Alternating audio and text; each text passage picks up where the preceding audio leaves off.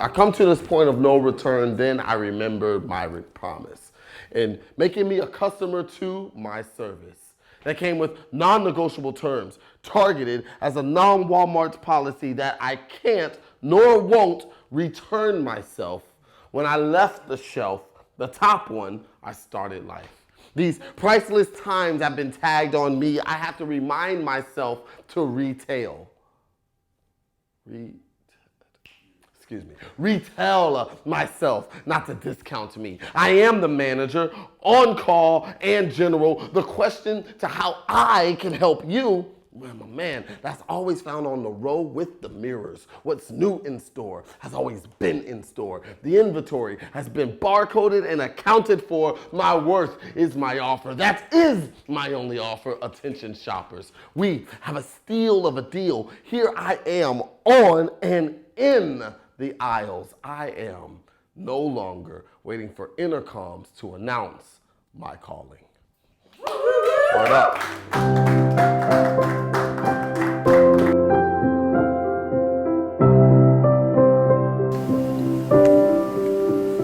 Metaphor is, it's a project of writers in the schools now.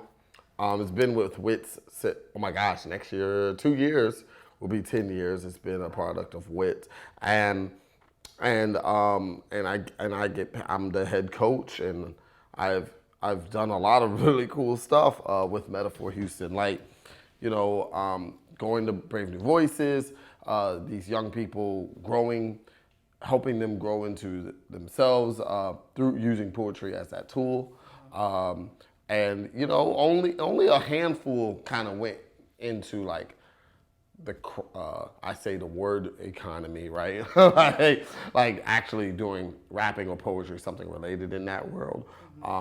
But a few of them have PhDs. 2 of them are scientists and signed to Def Jam. Like, it's a whole bunch, like, doing a lot of really cool things that that kind of keeps me on my toes as well, for real. Yeah. Right. So I'm gonna go a little further back. Before you came to us with WITS, you graduated the schools. Before that, you were doing stuff on your own without anybody. You were pulling out these. I heard you got a couple TED Talks out there. Yeah. But that was simultaneous. At the same time. That was simultaneous. But Metaphor Houston, I mean, I've been coaching Metaphor Houston since 2009. And TED Talks, I didn't get my first TED Talk until 2013. What was the drive for, like, did you just have an interest in TED Talks? Did you enjoy that kind of experience? Relationships is how, are you asking, like, how did I get it? How did it come to be? Like, why did you have a personal interest? I did. I had an interest. Yeah, I had just recently heard about them. And I was like, oh, I would like to do that. But I didn't know how. Yeah. And then one day I got an email from, relationships are so important, right? It was when I would go to Diverse Works every day for no pay, right? But I did that on my own and just bothered Sixto. It was one of the more informative parts of my life. But the person that was working for doing PR at that time, well, she wound up quitting Diverse Works, and then she was working for Culture Pilot. And Culture Pilot, along with Race Rodriguez, they were the authorizers for TEDx Houston. Oh, okay. And so they wanted they wanted speakers for it. And she remembered me, One thing I've been saying to people since I've become Poet Laureate is like, yo, just remember me. Because like that's what's helped me, like collaboration and people remembering like the energy that I bring and just doing good work and the work, and that I try to be as amiable and easy to work with. Oh, and she remembered, she remembered me. And that's how I got my first TED Talk. That's how I got the first one. It's interesting because you're saying like you put a lot of value in the community of poetry, especially in performance poetry here.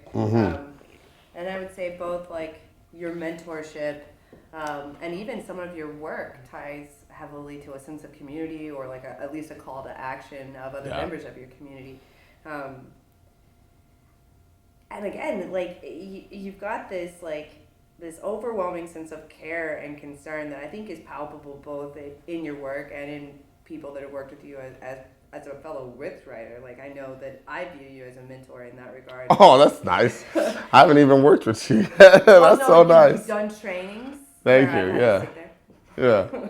And honestly, it's a more entertaining part of the training. If you can walk into a work training session and it actually be fun.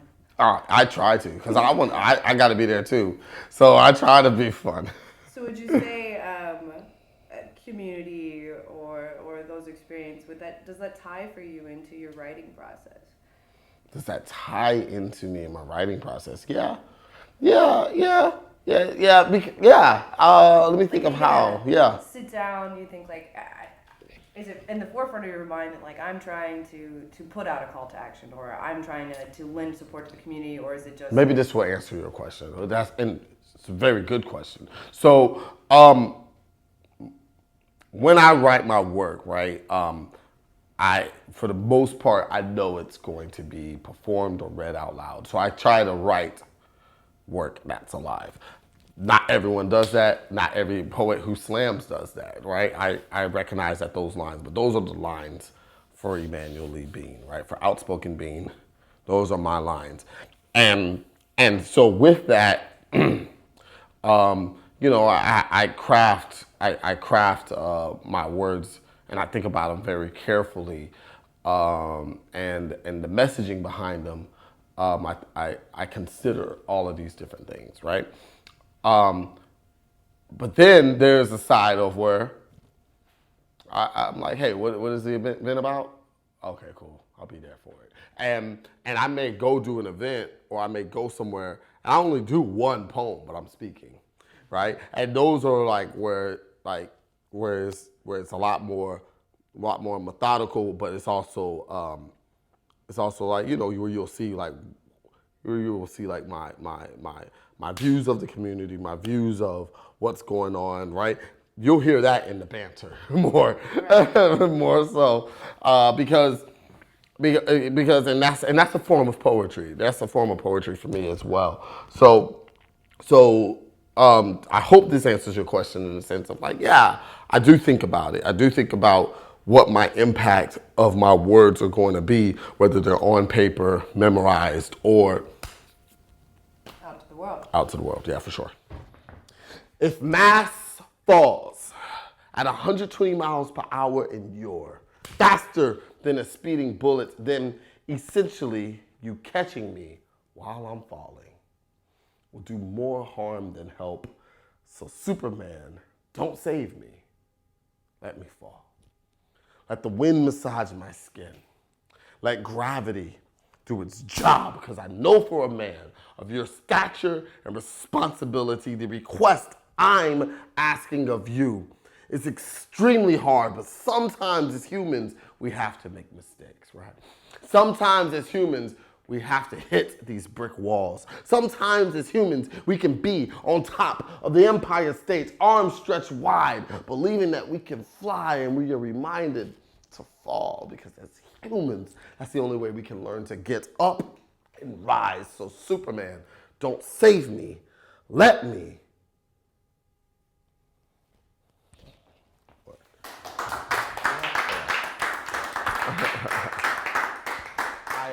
I chase my inspiration, right?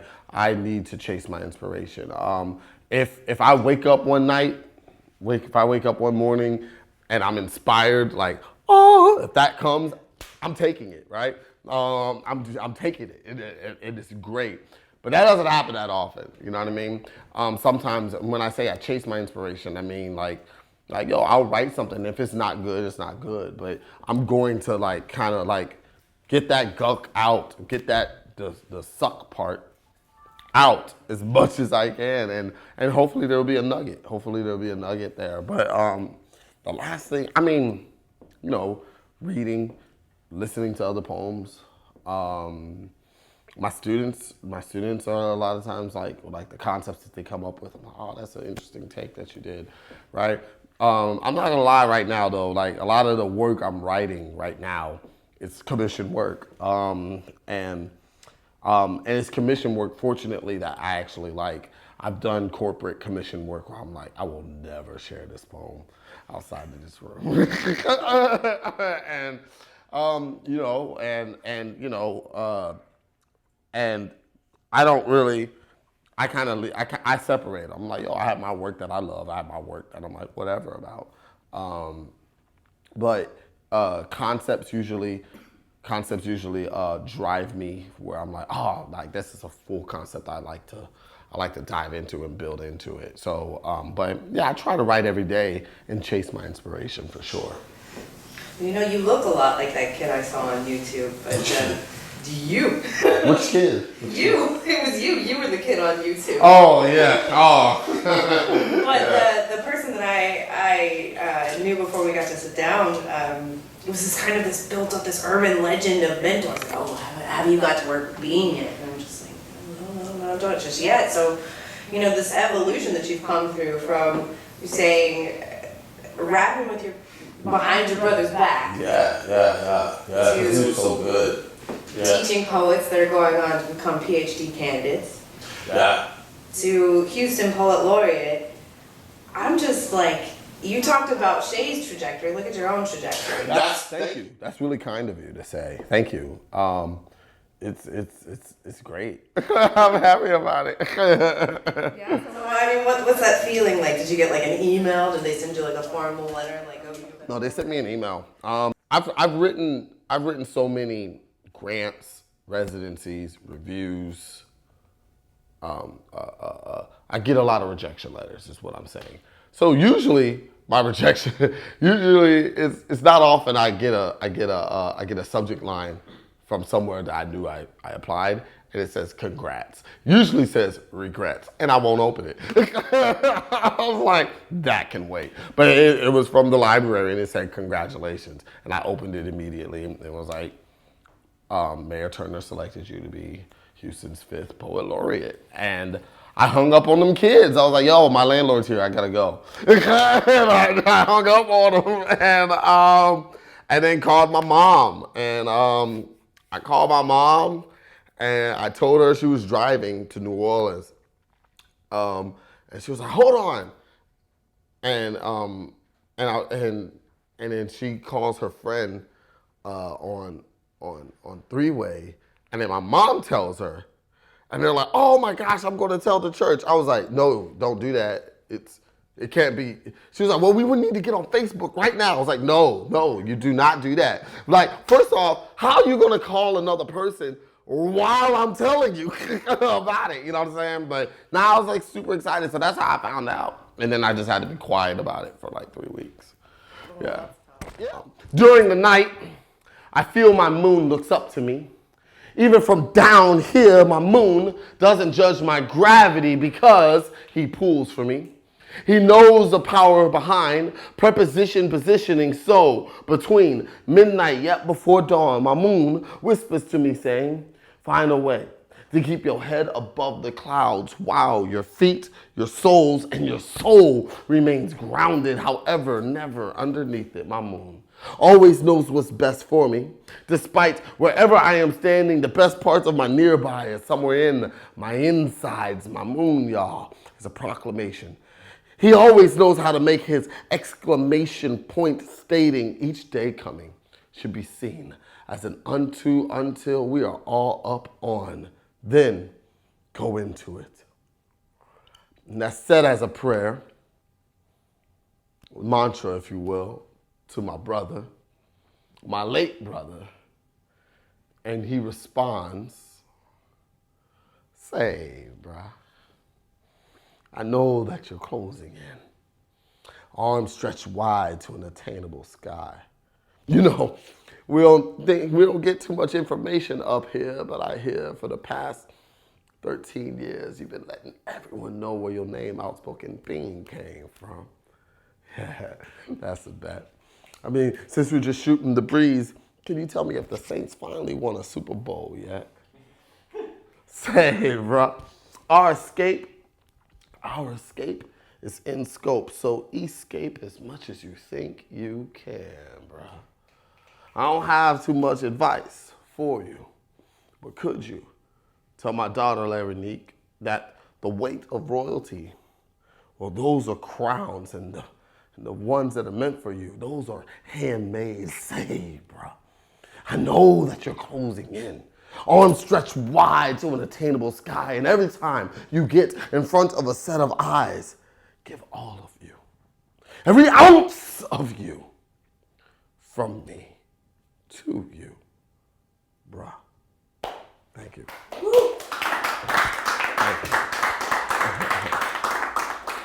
Church is when 2 or 3 meet, and then I remember when meeting with my grandmother where her shotgun church has an altar as a porch, listening to her last stories that were ever overtold or her first story that was never heard. I didn't understand that stories are a Rolex cathedral for memory and how her live oak roots had this megaphone vibrancy. Y'all, I can still feel her. How destruction and jubilee can stream from the same faucets. At times, I forget how it can be aligned with transportation and how her frail hands were the strength of the Mississippi's current. But she knew this. She was river in that way. God surrounds us through these shotgun housing vocals, and we just sit in the pews listening to porches, forced to hear what the lumber has to say about supporting your own as a cornerstone, voices breaking barriers, wood building houses, and stories making homes. I've had to learn the difference between being lonely and alone. Since her passing in 2012, I've learned more about thy direction, sharpening the dull parts of my knife to better shed the ideals of perfection. Thank you. It's more than familiar, this feeling that's peculiar, to smile and cry for the people who identify how joys and pains are quite similar. It's the crown and the thorn, the hated and adorned. It's actually more internally, it's really more interesting. My black is a paradox cauldron calling the kettle and the pot Negro. Y'all should know, I know my black, right? It's to be addressed and attacked, to be adorned and snatched, to be feared and rejected, admired and neglected, desired and unprotected. This reasoning of black is a seasoning in black. Actually, I'm seasoned in black, but lately I'm feeling a lot closer to bland brown rice when I say that, right, y'all? When I say bland brown rice, I'm not talking about the food. I'm actually talking about Sandra Bland, Michael Brown, and Tamir Rice. So lately, I'm feeling a lot closer to bland brown rice. My black is aware anytime when I wear a black hoodie at night. I'm frowned on this black because I'm surrounded by this black, because I'm fond of my black, because I love my black within people, in places, and everything, y'all.